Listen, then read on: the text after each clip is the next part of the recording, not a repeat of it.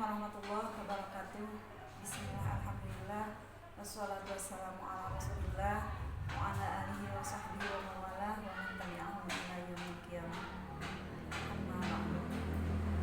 Ibu kepala sekolah yang saya hormati, Bapak Ibu Dewan Guru SDN Cinehem yang juga saya hormati, alhamdulillah dalam kesempatan ini kita bisa berkumpul di sini dalam rangka kegiatan diseminasi modul 1.4 tentang budaya positif dalam program Guru Penggerak yang saya ikuti. Salawat dan salam semoga selalu dilimpah curahkan kepada baginda alam, yakni Habibana wa Nabiyana Nabi sebesar Muhammad Sallallahu Alaihi Wasallam. Tak lupa pada keluarganya, sahabatnya, tabi'in-tabi'atnya, dan juga seluruh umatnya yang taat pada ajarannya hingga akhir zaman. Dan semoga kita termasuk umatnya yang mendapatkan syafaatnya kelak di yaumul jaza. Amin ya Allah ya rabbal alamin. Sebelumnya saya ucapkan terima kasih sebanyak-banyaknya kepada semua yang dapat hadir pada saat ini untuk mengikuti diseminasi ini. Nah, modul 1.4 ini membahas tentang budaya positif. Apa itu budaya positif? Dalam paradigma pembelajaran pada saat ini yaitu munculnya kurikulum Merdeka Belajar. Ada 7 paradigma baru dalam kurikulum ini. Pertama, kurikulum Merdeka bukan kewajiban tetapi opsional. Kemudian yang kedua, pendekatan pembelajaran yang lebih fleksibel, bahwa guru itu dapat menggunakan berbagai metode atau pendekatan pembelajaran yang sesuai dengan kebutuhan belajar siswa. Dan ini sesuai dengan prinsip student center, bahwa pembelajaran itu harus berpusat pada murid, termasuk dalam pengaturan jam belajar juga. Kemudian dalam struktur kurikulum Merdeka Belajar di paradigma baru ini menjadi 2 bagian, yakni pertama kegiatan infrakurikulum yang biasa digunakan dengan tatap muka, kemudian itu kegiatan proyek, yang ini untuk mengoptimalisasikan pencapaian profil pelajar Pancasila yang sangat diharapkan bisa dibentuk dengan kurikulum Merdeka ini. Untuk kegiatan proyek ini terdapat di setiap jenjang mulai dari PAUD sampai SMA. Yang kelima adalah mata pelajaran TIK. Paradigma kurikulum Merdeka selanjutnya yang perlu dipahami oleh kita adalah mata pelajaran TIK, di mana dalam kurikulum ini ada terdapat mata pelajaran TIK ini yang sebelumnya sempat dihilangkan. Kemudian mata pelajaran IPA dan IPS menjadi IPAS. Di dalam pelajaran IPAS ini adanya di kelas tinggi atau kelas 4, 5, 6 untuk SD. Pada kurikulum Merdeka, 2 mata pelajaran tersebut dilakukan secara bersamaan atau disatukan, itu menjadi ilmu pengetahuan alam dan sosial. Kemudian yang ketujuh, kurikulum berbasis kompetensi. Antara kurikulum 2013 dengan kurikulum Merdeka sama-sama berbasis kompetensi. Perbedaannya hanya ketika di kurikulum 2013 guru mengenal istilah KI atau kompetensi inti dan KD dan kompetensi dasar, sedangkan dalam kurikulum Merdeka KI dan KD ini dihilangkan dan digabung menjadi CP atau capaian pembelajaran.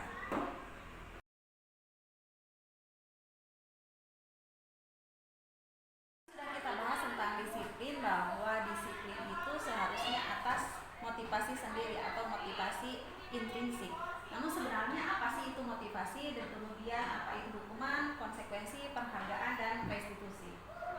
Motivasi belajar adalah daya gerak di dalam diri siswa yang mendirikan kegiatan belajar yang menjamin kelangsungan dan kegiatan belajar dan memberikan arahan pada kegiatan belajar sehingga tujuan yang dikehendaki oleh subjek belajar itu dapat tercapai.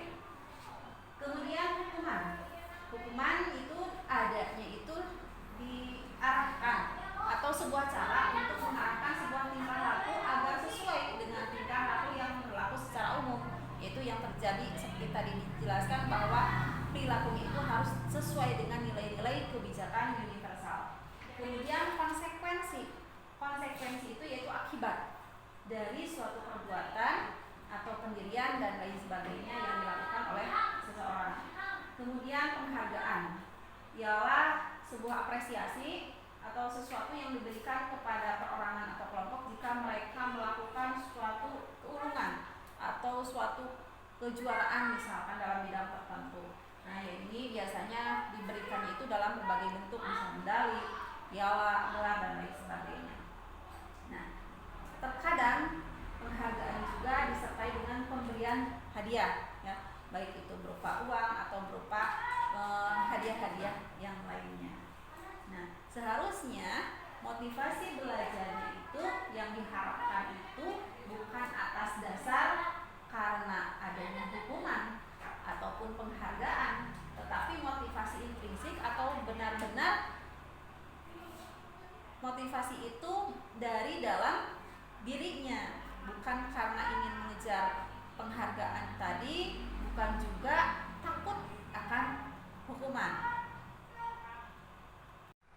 Nah, jadi motivasi belajar itu diharapkan itu keluar dari dalam dirinya karena rasa ingin tahu. Biasanya anak-anak itu kan selalu ingin tahu, ya. Nah, mereka belajarnya itu karena rasa keingintahuan itu, bukan karena tak diiming-imingi penghargaan, bukan diiming-imingi nilai atau apapun, atau bahkan bukan karena takut dihukum. Kemudian, apa itu restitusi? Restitusi adalah proses menciptakan kondisi bagi murid untuk memperbaiki kesalahan mereka, sehingga mereka bisa kembali pada kelompok mereka dengan karakter yang lebih kuat. Restitusi juga merupakan proses kolaboratif yang mengajarkan murid untuk mencari solusi untuk masalah mereka dan membantu murid berpikir tentang orang seperti apa yang mereka inginkan dan bagaimana mereka harus memperlakukan orang lain. Jadi, jika pun terjadi pelanggaran atas disiplin positif yang sudah disepakati, kita lakukan restitusi untuk mengembalikan kesadaran anak bahwa apa yang dia lakukan itu tidak sesuai dengan disiplin positif yang tadi sudah disepakati atau nilai-nilai kebijakan universal. Namun, dalam langkah restitusi ini bukan oleh kita, tetapi menyadarkan anak sendiri. Jadi mereka diajarkan untuk mencari solusi sendiri atas permasalahan yang mereka lakukan atau atas permasalahan yang mereka hadapi. Kemudian juga kita bantu cara mereka berpikir untuk mencari solusinya. Bukan kita yang memberikan solusi, tapi membimbing mereka. Membimbing mereka bagaimana mereka bersikap ketika mereka mendapatkan masalah atau ketika mereka melanggar akan suatu disiplin positif yang sudah disepakati. Nah, dengan cara seperti apa? Misalkan dengan cara kita bertanya, apa yang mereka inginkan sebenarnya? Dan kemudian setelah itu, kalau sudah melakukan suatu hal pelanggaran, apa yang sebaiknya mereka lakukan untuk memperbaikinya? Dan mereka kembali kepada keyakinan semula yang sesuai dengan budaya positif tadi, nilai-nilai kebijakan universal tadi. Jadi, bagaimana dia bersikap terhadap dirinya agar dia sesuai dengan disiplin positif, kemudian juga bagaimana cara dia bersikap terhadap orang lain, sehingga tadi seperti yang diharapkan, ada rasa hormat menghormati, harga menghargai di dalam lingkungan mereka. Kemudian Al-Fifon mengemukakan baik penghargaan maupun hukuman sebenarnya cara-cara mengontrol perilaku seseorang, dan itu sebenarnya menghancurkan potensi untuk pembelajaran selanjutnya karena baik hukuman ataupun penghargaan hanyalah bersifat sementara, tidak jangka panjang, ya. Jadi menurut Khan, secara ideal tindakan belajar itu sendiri adalah penghargaan yang sesungguhnya. Kita bisa lihat beberapa kejadian, ya, di mana anak di suatu lingkungan betul-betul taat atau disiplin pada apa yang sudah diterapkan di lingkungan tersebut. Tetapi kemudian setelah keluar dari lingkungan tersebut, anak tersebut kembali liar atau melanggar. Nah, itu dikarenakan motivasi dirinya dalam disiplin itu mungkin karena hukuman tadi. Biasanya hukuman kan untuk menjerakkan, ya, atau mengharapkan anak itu jerah melakukan pelanggaran kembali, atau tadi penghargaan dilakukan atau diberikan untuk anak itu motivasi belajarnya tinggi. Tetapi ternyata dalam kenyataannya baik hukuman maupun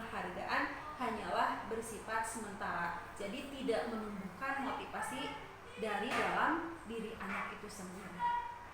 Nah, poin selanjutnya juga mengemukakan beberapa pernyataan dari hasil pengamatannya selama ini tentang tindakan memberi penghargaan sebenarnya nilainya sama dengan menghukum seseorang. Kenapa? Karena ketika seorang anak diberi penghargaan, kemudian suatu saat dia tidak mendapat penghargaan itu, umpamanya biasanya nilainya 100, kemudian suatu ketika dia nilainya jatuh, maka dia akan merasa gagal. Dan itulah yang menjadi disebutkan tadi, menghancurkan potensi untuk pembelajaran selanjutnya. Selanjutnya mungkin dia tidak lagi semangat belajar karena kemarin juga ternyata sudah belajar sungguh-sungguh nilainya sama, atau malah menggagalkan motivasi belajar yang lain. Ketika anak yang satu nilainya 100, anak yang lain nilainya rendah sekali, maka dia merasa gagal dalam belajarnya. Padahal mungkin itu pelajaran itu tidak sesuai dengan minatnya, tidak sesuai dengan bakatnya. Kan dari awal bahwa pendidikan harus sesuai dengan kodrat anak. Maka dengan demikian, ini dalam motivasi hukuman konsekuensi penghargaan dan restitusi ini kita akan membahas selanjutnya, yaitu tentang bagaimana sih restitusi dan bagaimana langkah-langkah yang harus kita lakukan. Nah, tadi sudah dijelaskan bahwa di dalam budaya positif atau disiplin positif ini, kita itu membuat suatu kesepakatan di dalam mengangkat nilai-nilai kebajikan apa yang akan kita jadikan budaya atau yang kita jadikan budaya positif di lingkungan kita. Kalau dulu disebutnya peraturan, ya, kalau sekarang disebutnya keyakinan apa, kalau tadi kan peraturan itu di dalamnya mengandung hukuman dan penghargaan. Nah, sedangkan keyakinan itu atas motivasi dirinya sendiri. Keyakinan akan kebajikan universal disepakati baik itu tersirat maupun tersurat, kemudian dijadikan landasan visi misi biasanya di sebuah lingkungan pendidikan seperti di sekolah kita, ya. Nah, keyakinan kelas bersifat lebih abstrak, sedangkan peraturan lebih rinci dan konkret. Keyakinan kelas berupa pernyataan-pernyataan yang universal. Pernyataan keyakinan kelas senantiasa dibentuk dengan kata-kata yang positif. Kemudian hendaknya tidak terlalu banyak, tidak terlalu menut. Jadi bertahap, umpamanya semester pertama keyakinan kelas seperti ini, boleh umpamanya di dalamnya asal ada tentang menghargai diri sendiri dan juga orang lain. Kemudian selanjutnya besoknya lagi setelah itu menjadi budaya positif, kita ganti atau kita tambah, ya. Kemudian keyakinan kelas sebaiknya sesuatu yang diterapkan di lingkungan tersebut, bukan di lingkungan di luar wilayah tersebut. Tidak mungkin kan umpamanya keyakinan di sekolah disamakan dengan keyakinan di ketentaraan dan sebagainya umpamanya. Keyakinan kelas hendaknya tidak terlalu banyak. Kemudian semua warga kelas hendaknya ikut berkontribusi. Jadi sebelum membuat keyakinan kelas, anak-anak itu diajak ikut untuk membuat keyakinan tersebut poin per poin.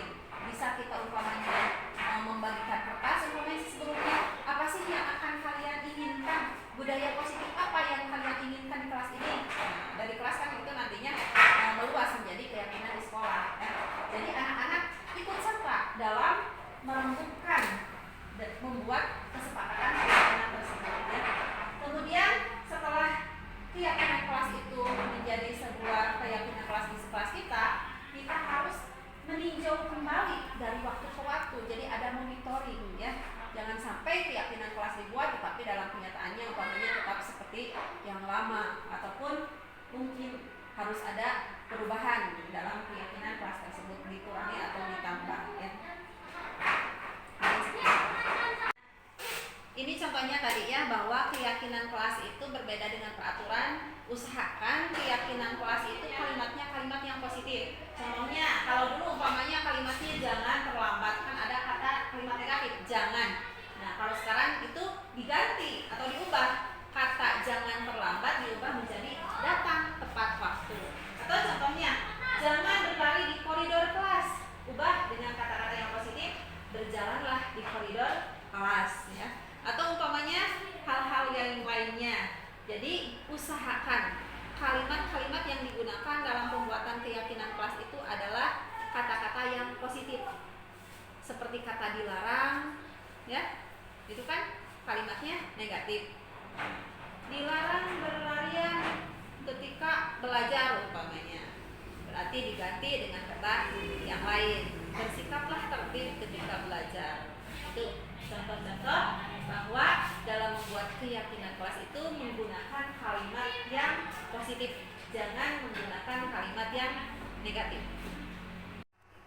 Tadi motivasi belajar siswa itu harus berada dari dalam dirinya sendiri atau motivasi intrinsik. Namun sesungguhnya setiap tindak tanduk atau perilaku manusia, baik yang positif maupun negatif, semuanya memiliki tujuan.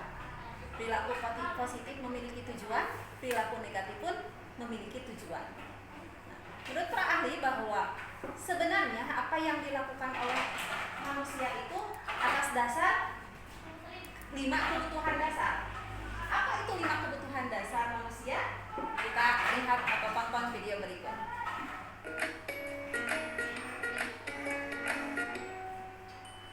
Salam dan bahagia Ibu dan Bapak guru hebat.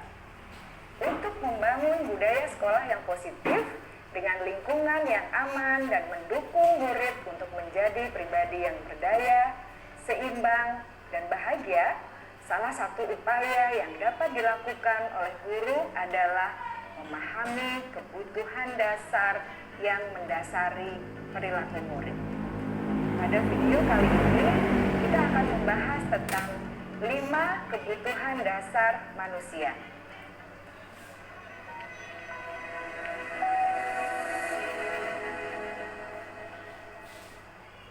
Ki Hajar Dewantara dalam salah satu kutipannya menyatakan, kita ambil contoh perbandingannya dengan hidup tumbuh-tumbuhan. Seorang petani dalam hakikatnya sama kewajibannya dengan seorang pendidik yang menanam padi misalnya. Hanya dapat menuntun tumbuhnya padi. Ia dapat memperbaiki kondisi tanah, memelihara tanaman padi, memberi pupuk dan air, membasmi ulat-ulat atau jamur-jamur yang mengganggu hidup tanaman padi, dan lain sebagainya.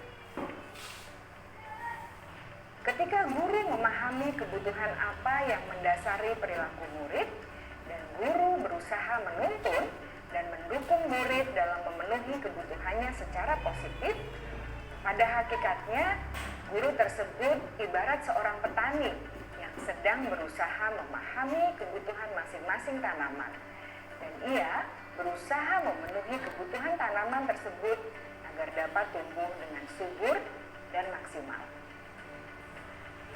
Dr. William Glasser, seorang psikiater dari Amerika Serikat, menyatakan bahwa seluruh tindakan manusia memiliki tujuan tertentu, yaitu memenuhi kebutuhan dasarnya. Ketika kelima kebutuhan dasar telah terpenuhi secara memadai, maka murid akan tumbuh dengan seimbang dan bahagia. Sebaliknya, ketika kebutuhan dasar tidak terpenuhi dengan baik, maka seseorang akan mengalami emosi negatif seperti bosan, sedih, dan kecewa. Bahkan mereka dapat melakukan perbuatan yang bertentangan dengan nilai-nilai kebajikan atau melanggar peraturan. Dengan kata lain, perilaku buruk seseorang biasanya adalah respons dari kebutuhan yang tidak terpenuhi. Namun, mereka tidak tahu cara untuk menyampaikannya. Ada 5 kebutuhan dasar manusia menurut Dr. William Glasser, yaitu yang pertama, kebutuhan untuk bertahan hidup atau survival. Yang kedua, kebutuhan untuk merasa diterima atau love and belonging. Yang ketiga, kebutuhan akan kebebasan atau freedom. Yang keempat, kebutuhan akan kesenangan atau fun. Dan yang kelima, kebutuhan akan penguasaan atau power.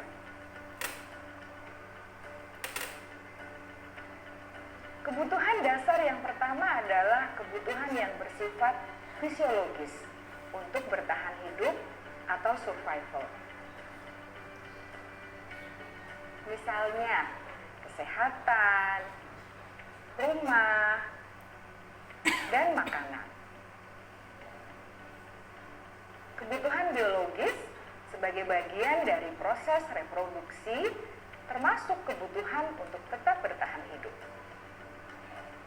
Kebutuhan untuk merasa aman juga termasuk dalam kebutuhan ini.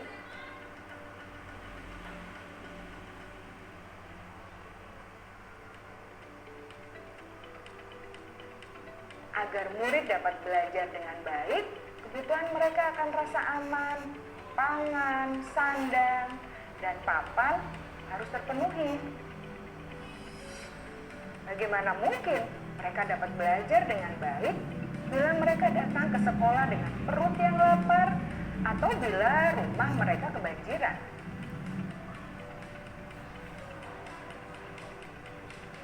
Setelah kita mengetahui kebutuhan pertama yang sebagian besar bersifat fisiologis, mari kita lihat kebutuhan kedua sampai kelima yang semuanya berhubungan dengan psikologis.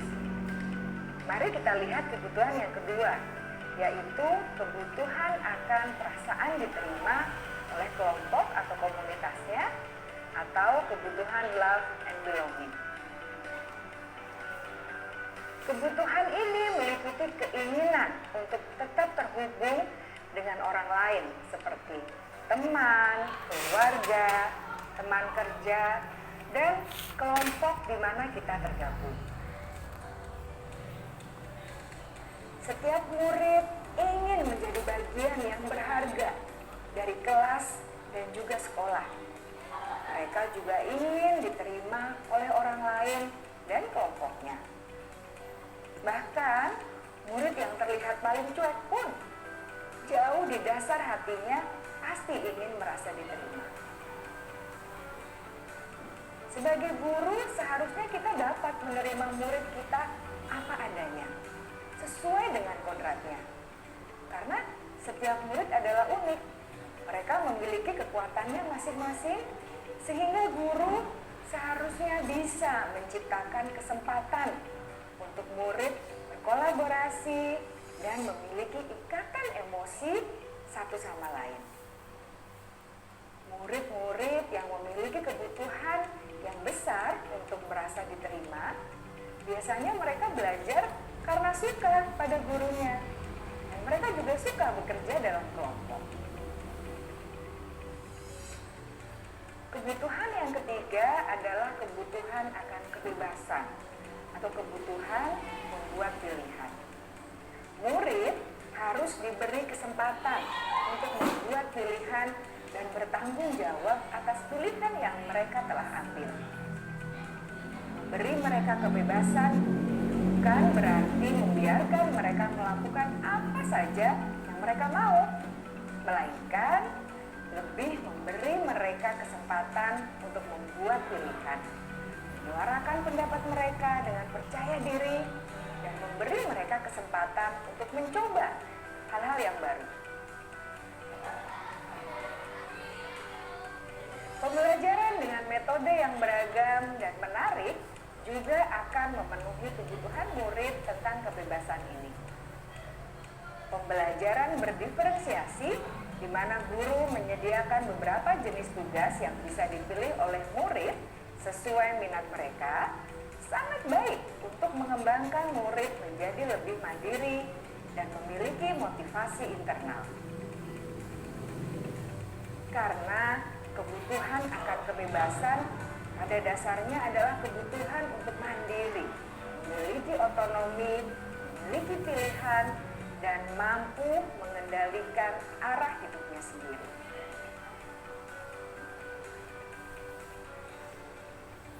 Kebutuhan yang keempat adalah kebutuhan akan kesenangan. Bayangkan Bapak Ibu, hidup tanpa rasa senang, betapa menyedihkannya. Glasser menghubungkan kebutuhan akan kesenangan dengan belajar. Jangan sepelekan kebutuhan murid untuk merasa senang di kelas. Sebagai guru, Jangan ragu-ragu untuk dengan sengaja memasukkan kegiatan yang menyenangkan dalam kelas. Murid-murid dengan kebutuhan dasar kesenangan yang tinggi ingin menikmati apa yang mereka lakukan. Mereka juga konsentrasi tinggi saat mengerjakan hal-hal yang disenangi.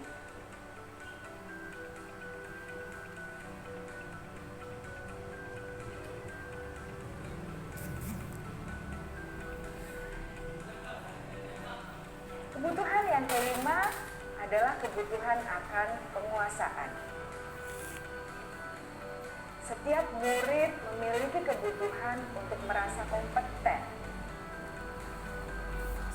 menjadi terampil, diakui pencapaian dan keterampilannya, didengarkan, bisa membuat dampak dan pengaruh, dan memiliki rasa harga diri. Mereka sebaiknya diberi kesempatan untuk membuat keputusan tentang hal-hal yang penting dalam hidupnya dan tidak merasa dikontrol oleh sistem sekolah. Pada murid yang telah menginjak usia remaja, seringkali mereka merasa tidak memegang kendali atas kehidupannya sendiri, karena guru kerap kali berpengaruh dalam mengambil keputusan. Murid-murid yang memiliki kebutuhan dasar akan penguasaan yang tinggi biasanya selalu ingin menjadi pemimpin. Mereka juga suka mengamati sebelum mencoba hal-hal yang baru. Mereka juga perfeksionis dan merasa kecewa bila melakukan kesalahan.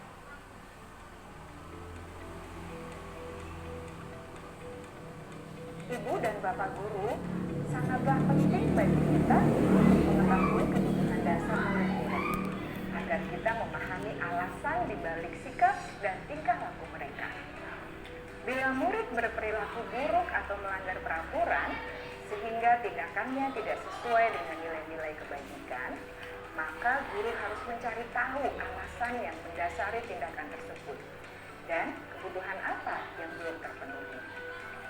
Melalui percakapan dengan guru dalam pendekatan disiplin positif, murid dapat diajak untuk bersikap reflektif dalam mengenali kebutuhan-kebutuhan yang berusaha mereka penuhi dan mendasari tindakan mereka.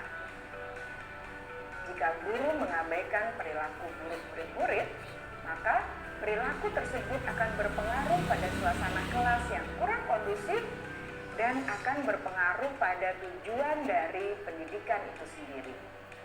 Ibu, Bapak guru hebat, mari kita menjadi guru yang lebih baik dengan memahami kebutuhan dasar murid-murid kita dan senantiasa membimbing mereka untuk menjadi pribadi yang berdaya, seimbang, dan bahagia.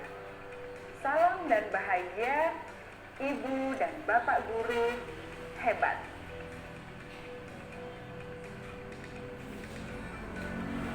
Itu tadi ya.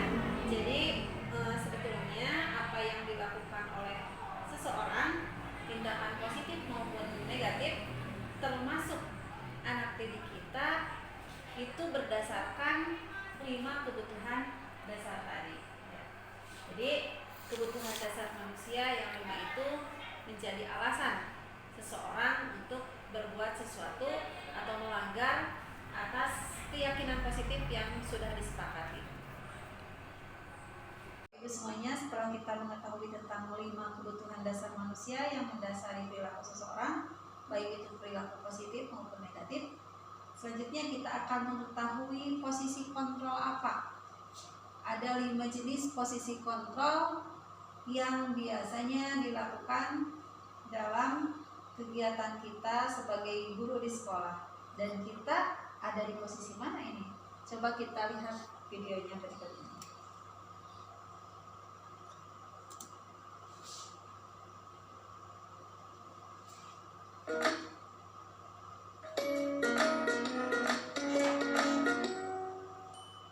Salam bahagia Ibu dan Bapak guru hebat.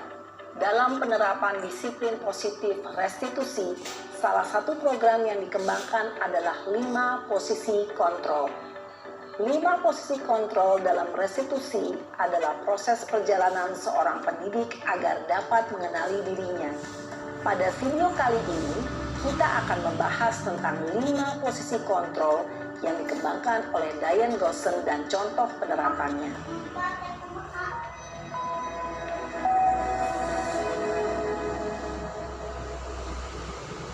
5 posisi kontrol itu adalah: 1. Posisi penghukum. 2. Posisi pembuat merasa bersalah. 3. Posisi teman. 4. Posisi pemantau atau monitor. Dan 5. Posisi manajer. Untuk lebih memahami kelima posisi tersebut, mari kita saksikan kasus Naren yang terlambat hadir 20 menit di sekolah dan melihat bagaimana kelima posisi kontrol dalam menghadapi masalah tersebut.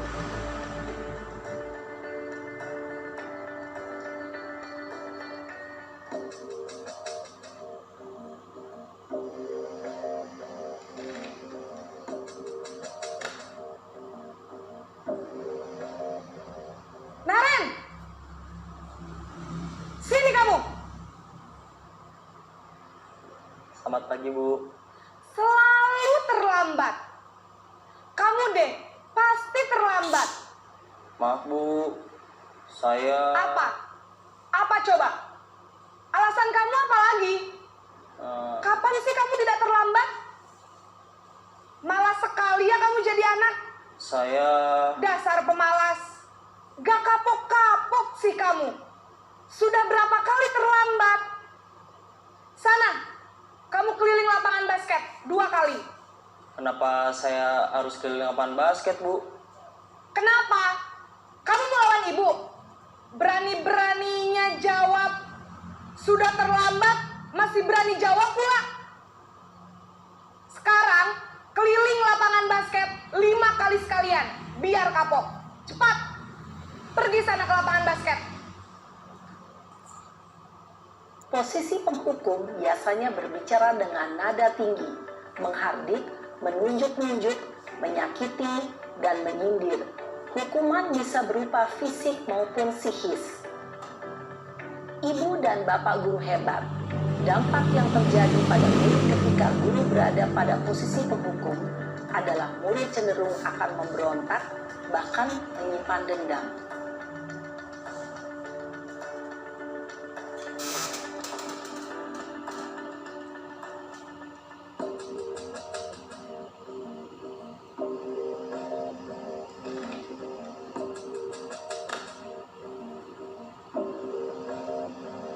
Naren!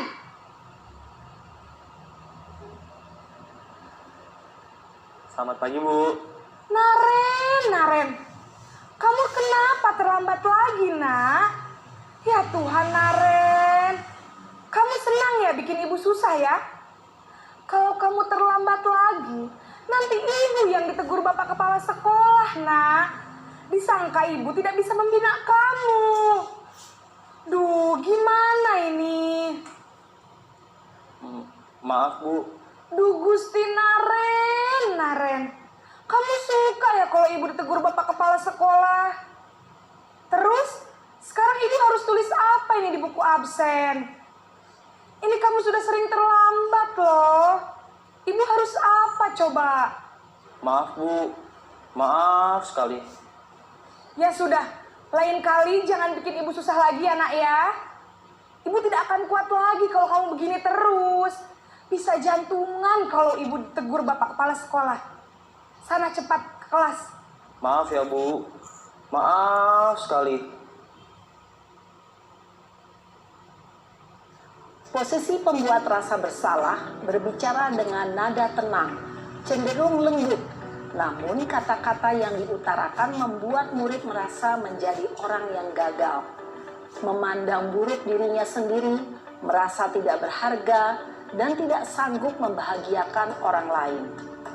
Ketika guru mengambil posisi pembuat rasa bersalah, murid akan menganggap dirinya yang bersalah dan ia akan menyimpan emosi negatif tersebut di dalam dirinya.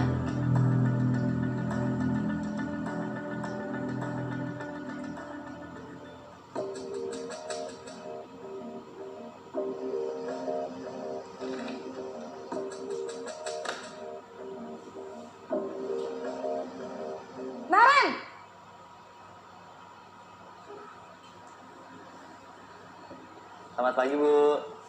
Wah, sudah jam berapa ini, Nak? Terlambat lagi ya, sayang? Iya, Bu. Habis ibu saya lupa bangunkan saya, Bu. Kamu malah menyalahkan ibu kamu. Kamu bukannya anak yang larinya paling kencang. Kok terlambat sih? Iya, Bu. Saya memang terlambat bangun tadi. Jadi, biarpun saya lari kencang, tetap gak kekejar, Bu. Ya sudah sana, nanti lain kali larinya lebih kenceng lagi ya. Biar gak terlambat lagi. Bikin seneng ibu, demi ibu. Bisa kan? Bisa lah, Bu. Ya sudah sana masuk kelas. Ibu beresin urusan absen kamu. Kamu ini ada-ada saja. Dalam posisi teman, guru berbicara dengan nada suara ramah, akrab, cenderung bersenda gurau untuk menjaga suasana tetap santai. Murid akan merasa senang, aman, dan akrab dengan guru. Identitas yang tercipta adalah identitas sukses atau berhasil. Namun, perlu diingat, karena ini masih dorongan eksternal, maka ada faktor ketergantungan dari murid kepada orang tertentu. Di sini, guru absen ya, sehingga di lain waktu, murid bisa berperilaku baik, namun hanya kepada orang-orang tertentu saja.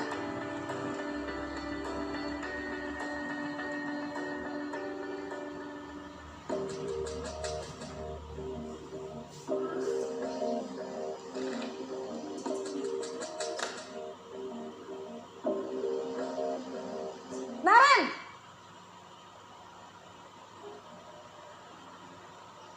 Selamat pagi, Bu. Naren, apa peraturan sekolah kita tentang jam berapa kita harus masuk sekolah, nak? Kita harus di sekolah jam 7, Bu. Iya, betul. Sekarang sudah jam 7.20. Naren sudah tahu konsekuensinya jika terlambat hadir. Paham, Bu. Saya harus tinggal kelas pas jam istirahat selama 20 menit. Iya, benar. Konsekuensinya demikian. Jadi nanti jam 9.30 pas istirahat, kamu harus tinggal di kelas, kerjakan tugas tambahan untuk ketertinggalan kamu, ya? Baik, Bu. Posisi pemantau mengandalkan penghitungan atau data untuk mengontrol murid. Guru mengarahkan murid berdasarkan peraturan dan konsekuensi. Seorang pemantau menunjukkan bahasa tubuh dan ekspresi wajah yang datar dan cenderung formal.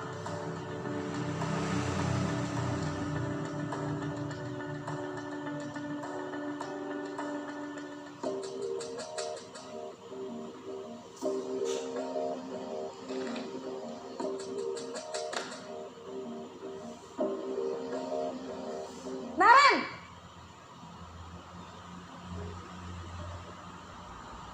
Selamat pagi, Bu.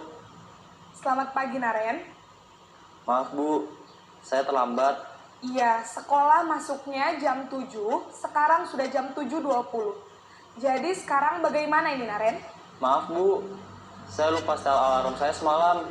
Baiklah, menurut kamu, keyakinan sekolah yang mana yang perlu kamu tingkatkan? Menghargai diri sendiri dan orang lain mungkin ya, Bu. Setuju. Jadi, apakah Naren meyakini prinsip saling menghormati tersebut? Iya, Bu. Saya meyakininya. Apakah Naren bersedia memperbaiki masalah keterlambatan ini? Bersedia, Bu. Bagaimana kamu akan perbaiki masalah keterlambatan ini? Saya akan coba untuk tidak lupa menyetel alarm saya, Bu. Baik, kalau Naren lupa menyetel alarm di rumah, ada orang yang kira-kira bisa bantu mengingatkan tidak? Ada, Bu. Kakak saya, Kak Ema. Ada lagi selain Kak Ema? Selain Kak Ema, ada ibu saya. Baik, jadi yang mengingatkan Naren adalah Kak Ema dan ibu kamu ya? Kira-kira akan mulai setel alarm kapan nih, Naren? Setelah pulang sekolah, akan segera saya lakukan. Baik, jadi Naren akan setel alarm untuk bangun besok pagi dan akan diingatkan oleh kakak dan ibunda Naren ya. Ada lagi yang mungkin perlu dilakukan, Naren, agar tidak terlambat bangun lagi? Tidak ada, Bu. Baik, Naren. Terima kasih untuk kerjasama kamu. Sekarang kamu perlu kembali ke kelas untuk belajar. Baik Bu, terima kasih. Posisi manajer adalah posisi kontrol yang disarankan untuk membimbing murid memiliki sikap disiplin yang positif, yaitu murid yang mandiri, bertanggung jawab, dan dapat memecahkan masalah. Tujuan dari posisi ini adalah agar murid dapat berefleksi atas tindakannya. Guru akan dengan tulus memberikan pertanyaan-pertanyaan bermakna, sehingga membuat murid dapat belajar dari kesalahannya dan mencari sebuah solusi untuk menyelesaikannya. Ibu dan Bapak guru hebat, setelah mengamati adegan kelima posisi kontrol tadi, kira-kira posisi mana yang paling ideal? Posisi mana yang dapat menunjang motivasi intrinsik murid? Ya, tentu posisi manajer. Posisi ini memang posisi ideal yang ingin dituju setiap pendidik. Pada posisi inilah, guru dapat menerapkan disiplin positif yang berpihak pada murid, yang memerdekakan murid. Perjalanan seorang pendidik tentunya tidak mudah untuk sampai pada posisi seorang manajer. Namun, tujuan kita pasti, yaitu menciptakan murid-murid yang mandiri, merdeka, dan bertanggung jawab. Semoga penggambaran 5 posisi kontrol yang telah diperlihatkan ini dapat menjadi ajang refleksi bagi kita semua, agar dapat terus mengasah dan menerapkan disiplin positif yang memerdekakan murid. Mari terus berlatih dan bersemangat. Selamat menerapkan. Salam dan bahagia, Ibu dan Bapak guru hebat. Demikian 5 posisi kontrol tadi. Nah, sekarang kita bisa bertanya pada diri kita sendiri, kita ada di posisi mana. Semoga kita bisa menjadi seorang manajer yang baik untuk kelas kita ya. Ya, kita lanjutkan untuk selanjutnya, yaitu tentang restitusi. Setelah kita mengetahui 5 posisi kontrol tadi, kita bisa tahu mana yang terbaik, yaitu posisi sebagai manajer. Selanjutnya, jika terjadi pelanggaran atas keyakinan positif yang sudah kita sepakati, ada langkah-langkah untuk mengembalikan kembali motivasi anak atau mengembalikan kesadaran anak atas keyakinan yang telah kita sepakati tadi, yaitu dengan cara restitusi yang dikenal dengan segitiga restitusi. Beginilah contoh langkah-langkahnya, kita saksikan video ini.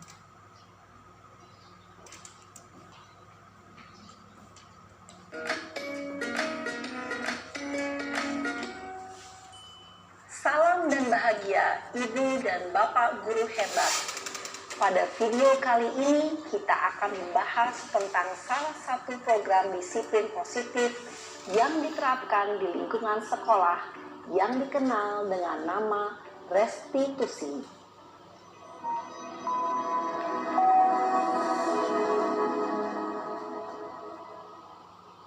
Restitusi dikembangkan oleh pakar pendidikan Diane Gosling, berlandaskan pada teori kontrol Dr. William Glasser. Segitiga restitusi adalah suatu proses dialog yang dijalankan oleh guru atau orang tua agar dapat menghasilkan murid yang mandiri dan bertanggung jawab. Pada saat guru di posisi manajer, aspek yang dikembangkan pada murid adalah motivasi intrinsik, sehingga penanaman nilai-nilai kebajikan dapat tumbuh dan berkembang menjadi suatu kebiasaan positif yang akhirnya membentuk karakter murid.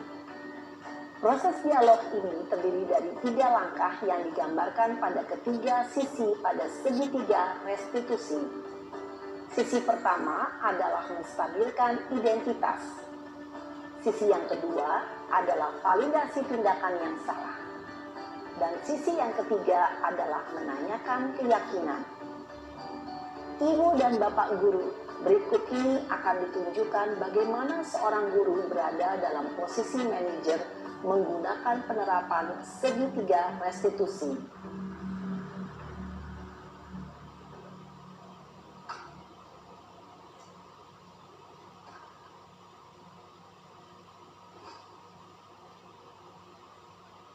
Siang Sarah. Siang Pak. Sudah lama nggak ketemu Sarah. Kenapa hari ini ada di sini? Kesel Pak, kesel banget. Masa aku dikatain tukang fitnah, Pak? Ya aku marah lah. Aku balik ngatain Eka di depan kelas. Kesel banget. Oh, begitu. Ya pasti kamu marah dan kesal. Bapak juga akan marah apabila ada yang menuduh Bapak seperti itu. Kemudian, pada saat itu, kamu mau melakukan apa? Ya saya langsung ngatain Eka lah, Pak. Kesel banget. Saya bentak-bentak dia depan teman-teman lain. Oh, begitu. Pasti kamu melakukan seperti itu karena suatu alasan tertentu, bukan? Iyalah, masa saya diam saja, Pak? Ya saya bela diri lah. Masa saya dituduh tukang fitnah? Ya, wajarlah. Mempertahankan harga diri itu sesuatu yang penting buat kamu. Untung kamu tidak bertindak lebih gegabah lagi. Hanya membentak-bentak. Iya, Pak. Untung saya masih bersabar dan hanya membentak saja. Sudah gemes padahal. Saya pasti bela diri lah. Ya, pasti ya. Tapi kamu memilih untuk tetap bertahan dan bersabar. Kamu memilih untuk tidak berbuat lebih parah lagi. Iya. Nah, sekarang coba kita lihat lagi. Tindakan kamu yang bentak-bentak Eka di kelas. Tindakan kamu itu kira-kira sesuai dengan keyakinan kelas atau prinsip kamu tidak? Enggak lah, Pak. Capek, Pak, jadi pemarah. Jadi, keyakinan atau prinsip mana yang kurang sesuai dengan keinginan kamu? Ya, saya sebenarnya sangat menghargai orang lain. Mungkin saat itu saya menjadi emosi, jadi tidak menunjukkan sikap itu. Kamu meyakini tidak? Menghargai orang lain itu penting buat kamu. Yakinlah, Pak. Iya, setuju. Kita harus saling menghargai. Namun, ada juga keyakinan yang kita sepakati yang perlu kita jalankan apabila kita sedang marah, bukan? Ya, saya bisa lebih proaktif, mulai dengan diri sendiri. Saya bisa jadi lebih bersabar, mengambil waktu jeda untuk berpikir mau apa selanjutnya. Kira-kira kamu bersedia memperbaiki masalah ini tidak? Bersedia, Pak. Kalau kamu memperbaiki masalah ini, kamu akan menjadi orang seperti apa? Saya akan menjadi orang yang bertanggung jawab kali ya, Pak. Dan senantiasa proaktif. Iya, menurut kamu bagaimana rasanya menjadi orang seperti itu? Ya nyaman lah, bangga bisa bersabar dan menahan diri. Baiklah kalau begitu. Yuk kita pikirkan bagaimana memperbaiki masalah ini.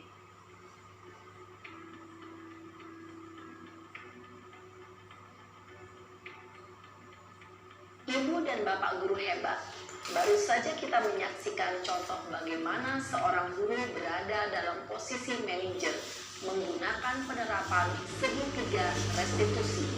Mari kita bahas satu persatu.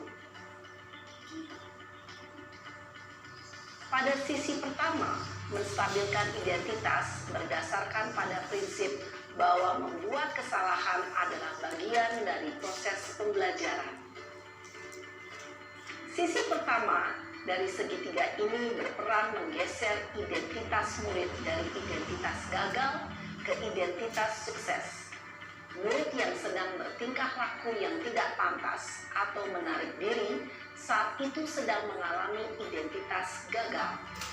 Bila kita mengkritiknya, maka posisinya tidak akan berubah. Kita bisa mengajukan pernyataan-pernyataan ini. 1. Membuat kesalahan sesuatu yang wajar. 2. Manusia tidak ada yang sempurna. 3. Kita bisa memperbaiki masalah ini. 4. Saya tidak menanyakan kesalahannya. Saya lebih fokus bagaimana memperbaiki masalah ini. 5. Apakah saat ini kamu tengah menjadi orang yang baik untuk dirimu sendiri? Pada sisi kedua, validasi tindakan yang salah berlandaskan pada prinsip bahwa setiap perilaku berupaya memenuhi suatu kebutuhan tertentu. Guru yang telah memahami teori kontrol akan bergeser dari pemikiran stimulus respon menjadi proaktif dan mencoba untuk mengenali tujuan dari perilaku murid, mengenali dan mengakui kebutuhan murid ini dapat memperbaiki hubungan dengan murid tersebut. Pernyataan atau pertanyaan bisa disampaikan dengan nada suara tidak menghakimi atau memojokkan, sehingga dapat mengembalikan murid pada posisi positif. 1. Kamu bisa saja bertindak lebih gegabah lagi dari ini. 2. Kamu bukan melakukannya tanpa suatu alasan tertentu. 3. Kamu melakukannya karena mempertahankan sesuatu yang penting bagimu. 4. Kamu bisa mempelajari suatu perilaku baru yang lebih efektif. Bersediakah kamu mempelajarinya? Selanjutnya, kita akan simak sesi terakhir, yaitu menanyakan keyakinan. Teori kontrol menyatakan bahwa pada dasarnya kita termotivasi secara intrinsik. Pada saat perilaku yang salah telah divalidasi dan identitas sukses telah stabil, maka murid telah siap mengaitkan keyakinan-keyakinannya dengan tindakannya yang salah, dan pemikirannya telah bergeser ingin menjadi orang yang dituju. Pertanyaan restitusi adalah suatu proses dialog yang dijalankan oleh guru atau orang tua agar dapat menghasilkan murid yang mandiri dan bertanggung jawab. Pada saat guru di posisi manajer, aspek yang dikembangkan pada murid adalah motivasi intrinsik, sehingga penanaman nilai-nilai kebajikan dapat tumbuh dan berkembang menjadi suatu kesalahan. Tentu anak itu punya alasan mengapa ia melakukan kesalahan itu. Bisa jadi dari 5 kebutuhan dasarnya tadi tidak terpenuhi. Umpamanya mengganggu teman atau apa, mungkin dia perlu kebebasan atau dia butuh kesenangan. Kita harus meneliti kembali apa kebutuhan dasarnya yang tidak terpenuhi. Kemudian, adakah cara yang lebih efektif untuk mendapatkan apa yang kamu butuhkan? Tentunya kalau di sekolah ya disesuaikan dengan yang ada di sekolah. Umpamanya kebutuhan kesenangan, tidak mungkin bermain sekendak hati. Mungkin strategi pembelajarannya memakai permainan anak, seperti itu. Kemudian keyakinan kelas apa yang telah kita sepakati seperti tadi. Umpamanya datang tepat waktu, berarti ada konsekuensi. Kalau anak tidak datang tepat waktu, berarti dia harus berani menanggung atau bertanggung jawab atas konsekuensi tersebut.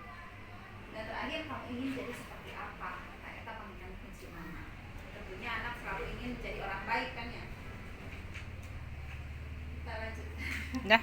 Mungkin hanya itu. Bapak Ibu, setelah tadi kita melihat paradigma belajar, kemudian disiplin positif, kemudian motivasi perilaku seseorang atas dasar 5 kebutuhan dasar, kemudian bagaimana posisi kita sebagai posisi kontrol, yaitu yang terbaik sebagai manajer, dan langkah apa yang seharusnya kita lakukan untuk mengembalikan motivasi anak secara intrinsik, yaitu tadi 3 langkah restitusi atau dikenal dengan segitiga restitusi. Mudah-mudahan setelah kita memahami tentang ini, maka budaya positif di sekolah kita bisa kita tingkatkan dengan membangun keyakinan kelas di kelasnya masing-masing, kemudian menjadi keyakinan di sekolah kita, dan diharapkan budaya positif tersebut menjadi karakter baik pada anak didik kita, sehingga kita mampu membentuk profil pelajar Pancasila seperti yang diinginkan dalam kurikulum merdeka. Demikian yang dapat saya sampaikan. Sekali lagi terima kasih atas perhatian Bapak Ibu semuanya. Mohon maaf, tentunya banyak terjadi kesalahan, kekurangan yang saya tampilkan dalam presentasi ini. Sekali lagi mohon maaf sebesar-besarnya dan terima kasih sebanyak-banyaknya. Demikian yang dapat saya sampaikan. Assalamualaikum warahmatullahi wabarakatuh.